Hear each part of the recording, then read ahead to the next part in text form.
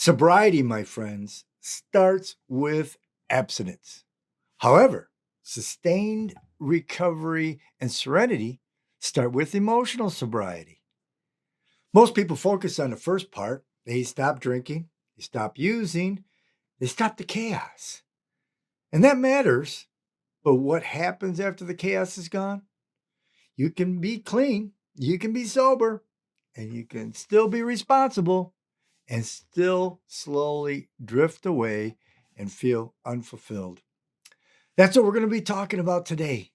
Hey, I'm Paulie A, and welcome to the Lucky and Sober podcast, Living in Life in Recovery, where we talk about learning, living, and loving every single moment of it. Please stick around. I got some extremely valuable information that I want to share. These principles that I'm going to talk about changed my life, and I believe they can transform yours also. So let's dive right in, because recovery begins, like I said, with abstinence. However, long-term, sustainable, steady recovery and the serenity that you're searching for in recovery depends on emotional sobriety. And emotional sobriety begins with what? Honesty, my friends. It's the first main principle that we have to learn that is indispensable. Talks about it in the 12 steps. It talks about it in any kind of recovery program. If you can't be honest with yourself, if you can't be honest with others, the chances of you making it are very slim. So let's start with that. Let's talk about something that we don't like to say out loud in emotional. It's called emotional fatigue, right? That's what we don't want to talk about because it's not relapse, it's not disaster, it's not chaos. It's just tired, right? Tired of being the strong one, tired of being a dependable one, tired of being the stable one, tired of holding everything together and not feeling excited about it anymore. You're functioning, but you feel flat. You're grateful, but you have no joy. Joy doesn't disappear overnight. It erodes quietly. And most of the time, it erodes because honesty faded quietly. One of the most dangerous words in long term recovery is the word fine. How are you? I'm fine. Because fine usually means I don't want to address it. I don't want any conflict. I don't want to admit something needs to change. I don't want to disappoint anyone. You're not in crisis, but you're not fully alive either. When honesty fades, connections fade. And when connections fade, joy fades. Early recovery honesty sounds like this: I drank, I lied, I hurt people. That means if I don't drink and I don't lie, I won't hurt people. Pretty simple, completely understandable. That thought pattern is perfectly legit and in early recovery. Unfortunately, as we move forward and grow towards true serenity, we need to seek better solutions. Long term recovery sounds a little different. Long term recovery, what ends up happening is you say things like to yourself, well, I'm overcommitted. I need rest. This relationship needs adjustment. I've been irritated and pretending that I'm not, and I've been ignoring something that needs attention. See, because stable people in recovery self correct early. They don't wait for resentments to explode. They don't wait for burnout to collapse them. They notice the drift. They pay attention and look for the little subtle changes. When major disruptions occur in our lives, we're forced to deal with them. I had to deal with the death of my parents. I had to deal with the job loss or change. I had to deal with health issues. What I didn't deal with was the subtle changes in my first marriage. Not until my wife asked me for a divorce. Now I was forced to deal with it. However, if I would have employed the principles of honesty, open mindedness, and willingness, maybe it would have turned out different. Maybe not. Who knows? The truth is, it didn't have to be at least as dysfunctional and painful for myself and for my kids. We didn't have to destroy everybody and everything for a period of time. Thankfully, because of recovery, we all recovered emotionally, physically, moved on with our lives. But it was quite a tumultuous period in our lives, not only for me, but my entire family. So honesty doesn't have to be that dramatic. Honesty is actually a maintenance. It's noticing that I'm not resentful yet, but I'm heading there. I'm not burned out yet, but I'm getting close. I'm not disconnected yet, but something feels off. Those yets, and those are what you have to watch out for. Yet hasn't happened to me yet. They're coming if you're not paying attention, and that's what makes these small adjustments. That's what emotional sobriety is. It's not confession, it's not intensity, it's not perfection by any means, it's adjustment. And I want you to know emotional fatigue is not failure, it's actually feedback, right? Just like when you have a physical pain, for example, you've been lifting too much, too many heavy weights, and your elbow and your body is starting to hurt. That's your body telling you to address what you're doing. Maybe take it easy or change the way you're lifting. Because if you don't, you're going to do severe damage to the muscles, the tendons, to your body. And they could be irreplaceable, irreparable if you're not careful. Well, it's the same thing when our emotions are out of whack, when we seem overly anxious or stressed or depressed. It's the same thing. It's our spirit telling us, hey, you need to address something.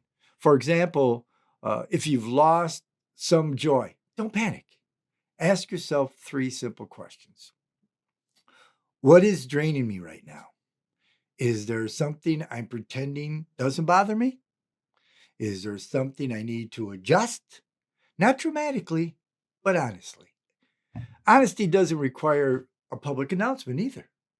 It requires private correction. Sobriety starts with abstinence. Remember this. And sustained recovery and serenity starts with emotional sobriety. And emotional sobriety begins with honesty.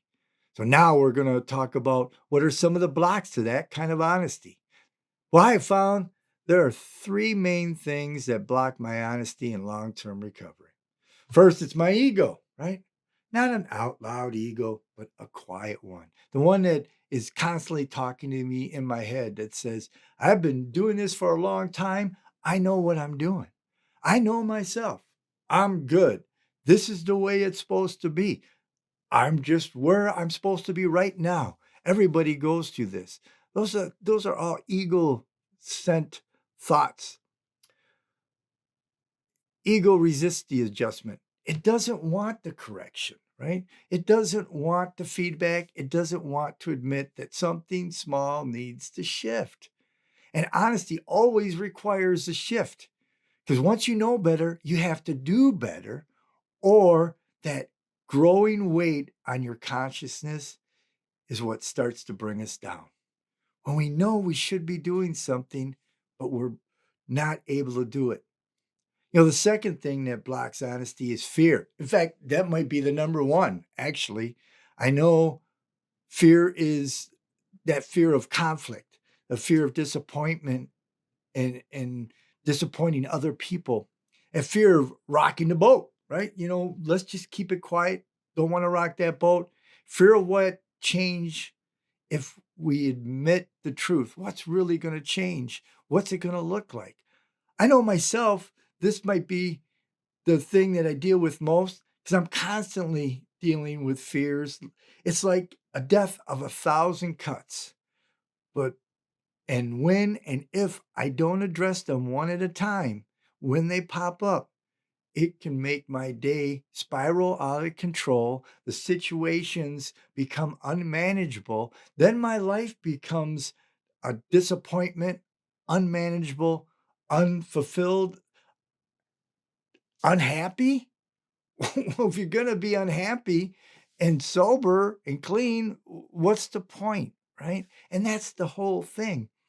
The whole idea here, the whole idea of this podcast is to share tips, tools, techniques, things that will help you live a fulfilled, happy, peaceful, exciting life, because that's what recovery is really about. It's about becoming the person you're supposed to be, that you were always meant to be, that you could be if you're willing to do the work.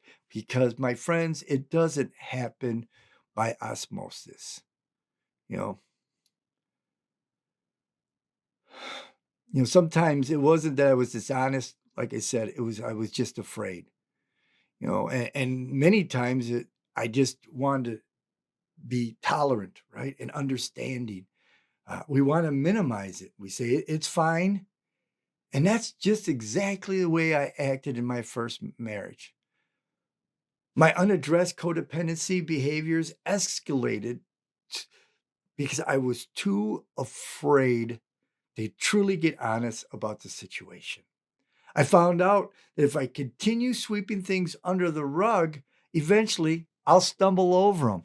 That is just a fact. And I'm sure if you look back in your own life and think about where you're at, what really brought you down, if originally you would have spent a little time earlier in your life being honest about the situation, honest about the person, honest about the opportunity, being truthful of who they were, where you were, what were your capabilities, what were you emotionally able to deal with, what was your shortcomings.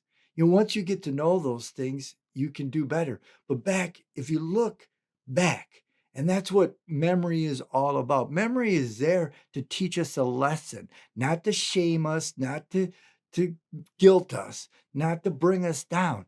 It's there to learn a lesson. Oh, I get it now. Don't do that, because if I do A and B, I end up with C. Well, if I want D, then I have to change. I have to look at these things. Once again, I need to get honest with not everybody, but with me. Me. It always starts with me. What's going on in my brain? I live here within my ears, and what's going on in the self-talk that I tell myself is what's going to direct my activities, and my activities are going to direct my life, and my life's going to direct my destiny, right? So if I want to be happy, it starts with my thoughts.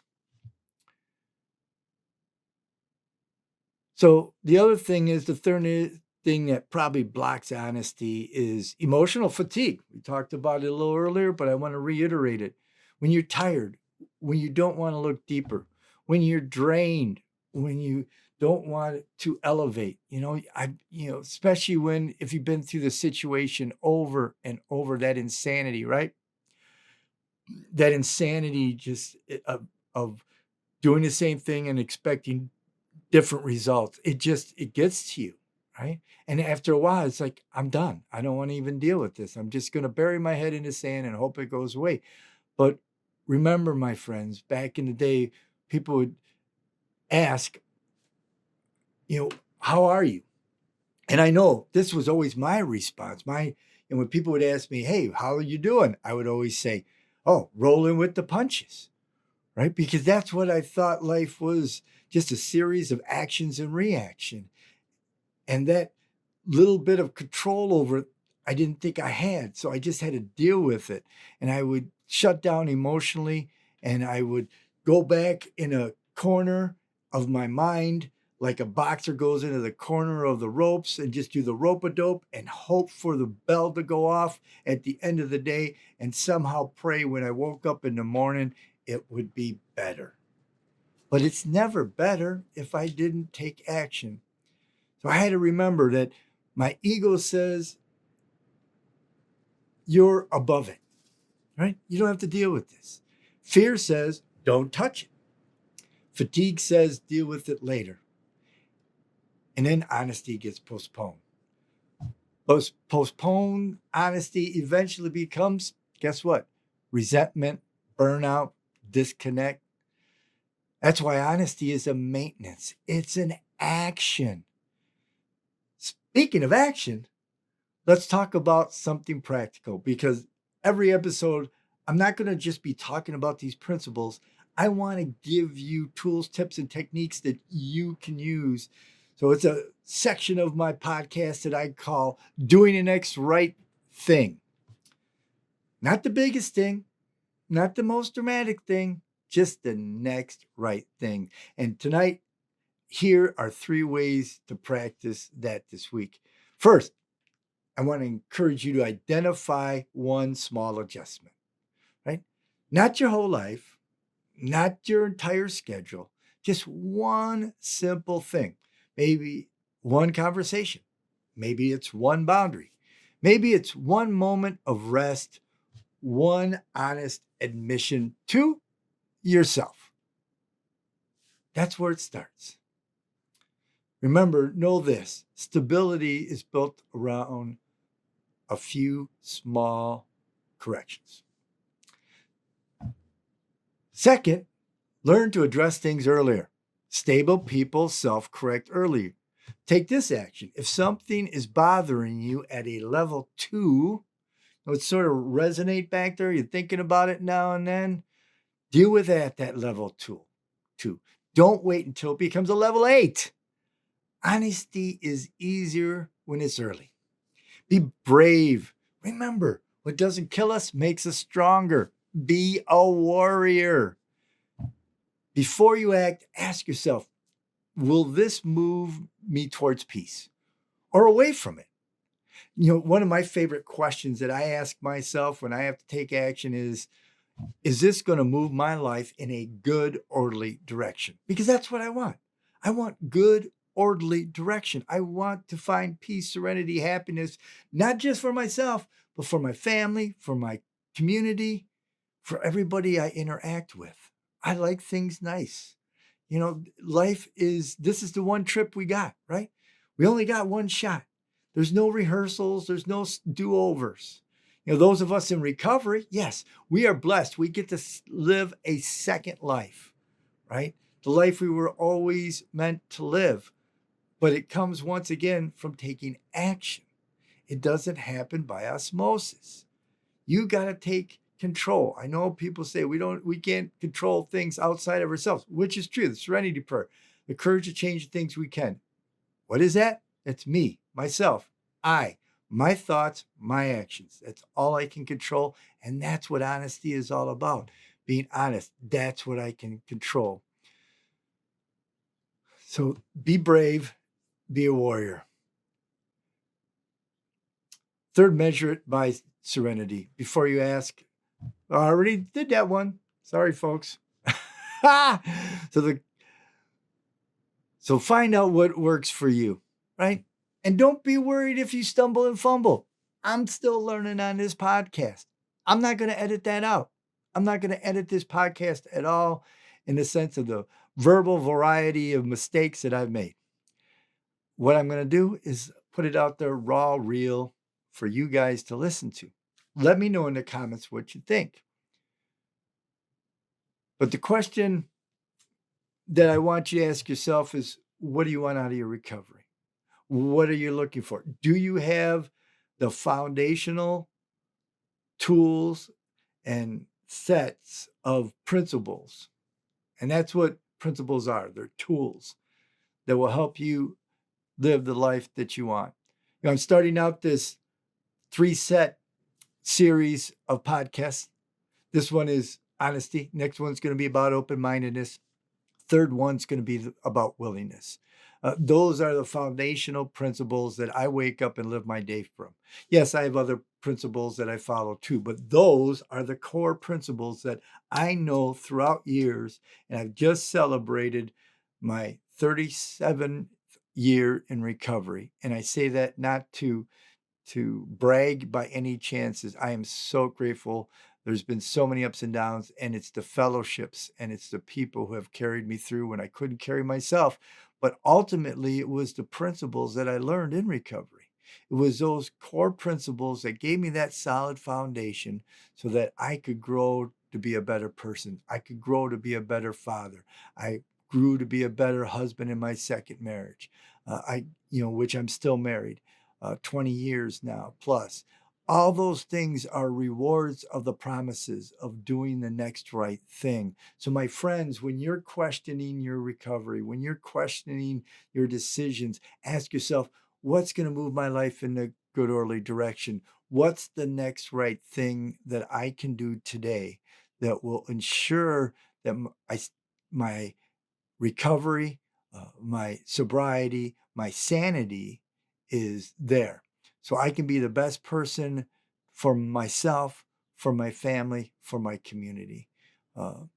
This is what we're going to be talking about more.